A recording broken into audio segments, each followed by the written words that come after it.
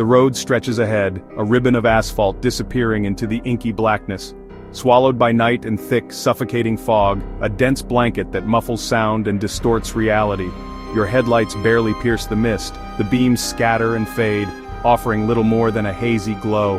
Every shadow seems to move, playing tricks on your eyes, morphing into monstrous shapes in the periphery. The world outside is silent, save for the hum of your engine, a mechanical heartbeat in the oppressive stillness, and the wiper's steady beat, a rhythmic swish-swish that attempts to clear the condensation, a futile effort against the relentless fog. On nights like this, the barrier between worlds feels dangerously thin, as if the veil separating the living from the spectral has all but vanished. You grip the wheel tighter, knuckles white, heart pounding a frantic rhythm against your ribs as a chill creeps through the car, a bone-deep cold that no amount of heat can dispel. Suddenly a figure appears in the fog, a shape coalescing from the swirling mist, a lone silhouette, thumb extended, pleading for a ride, a desperate gesture in the face of the overwhelming darkness. Who would be out here, miles from anywhere, stranded on this desolate stretch of road at this ungodly hour? Logic screams to keep driving, to ignore the figure and disappear into the fog, but something deeper urges you to stop, a primal instinct, a flicker of empathy, or perhaps something far more sinister. This is the crossroads, the lone driver, the empty road, the mysterious stranger. It's a story as old as the highway itself, a timeless tale whispered around campfires and passed down through generations, tapping into our fear of the unknown and our need to help, a conflict that plays out in the darkest corners of our minds. But what if the stranger isn't human at all? What if you're about to invite something far more sinister into your car? The engine idles, a low rumble that vibrates through the car. Your decision hangs in the air, heavy and pregnant with consequence, and the darkness waits, patient and hungry. This is where the legend begins, where the line between reality and nightmare blurs, and where your journey takes a terrifying turn.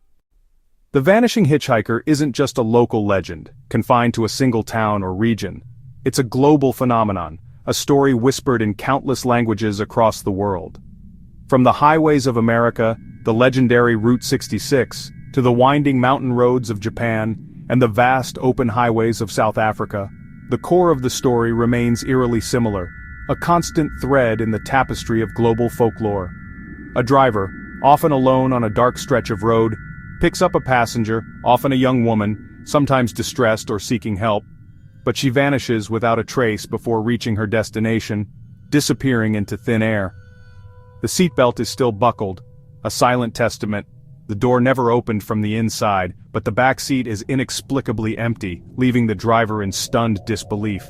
These unsettling encounters are reported not by just anyone but by credible witnesses, seasoned truckers who've seen it all, weary taxi drivers navigating city streets, even level-headed police officers. The consistency across these accounts is chilling, a shared experience that defies easy explanation. Seemingly solid figures that simply disappear, leaving no physical evidence behind. Why is this legend so universal, so deeply ingrained in our collective consciousness?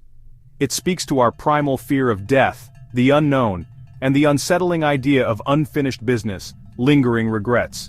These spirits seem trapped between worlds, forever trying to complete a final journey, seeking resolution, or perhaps just a ride home. One truck driver, recounting his experience, said, "She was just gone, vanished.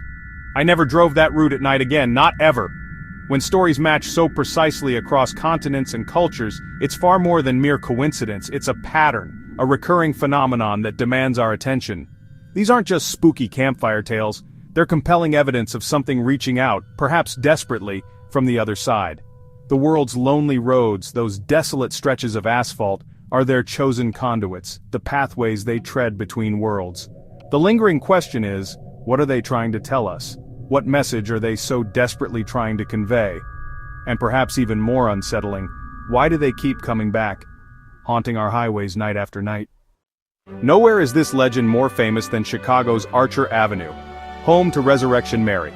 In the 1930s, Mary left a ballroom after a fight, walking home alone, only to be killed by a hit and run. Since then, drivers report seeing a young woman in white asking for a ride. She vanishes as the car passes Resurrection Cemetery.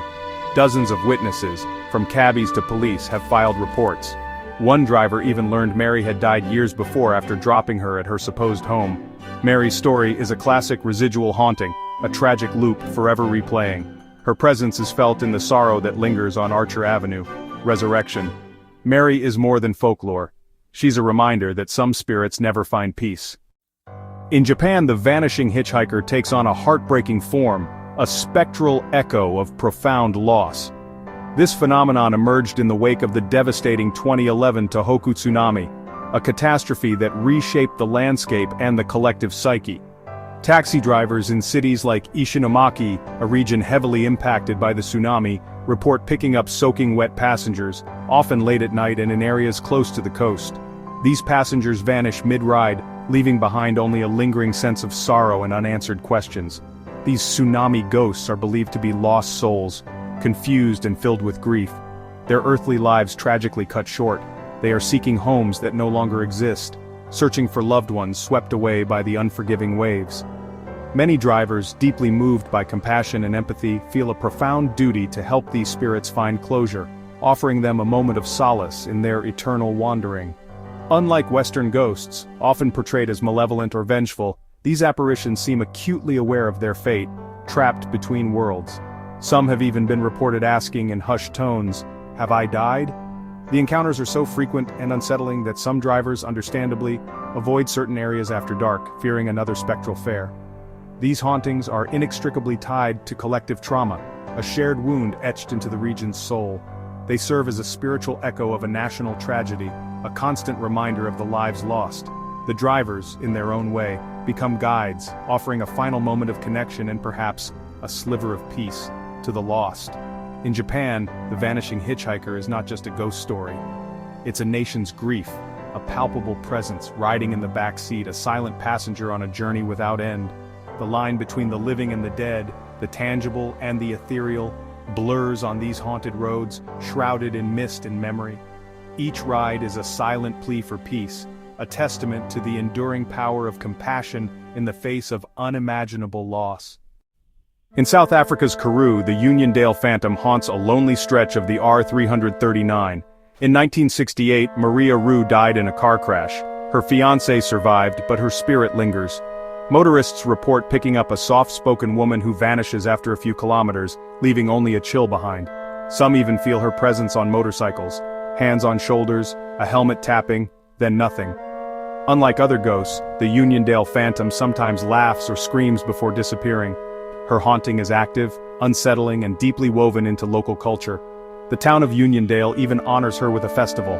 Maria is forever searching for the life she lost, a phantom passenger on an endless journey. Her story is a cycle of love, loss, and longing.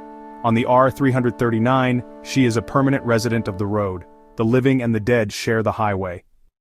So what are these spirits? Lost souls seeking closure or something darker? Some are echoes of tragedy, forever replaying their final moments. But not all are benign.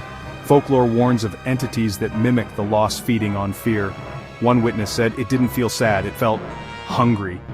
The road at night is a place of vulnerability where trust can be exploited.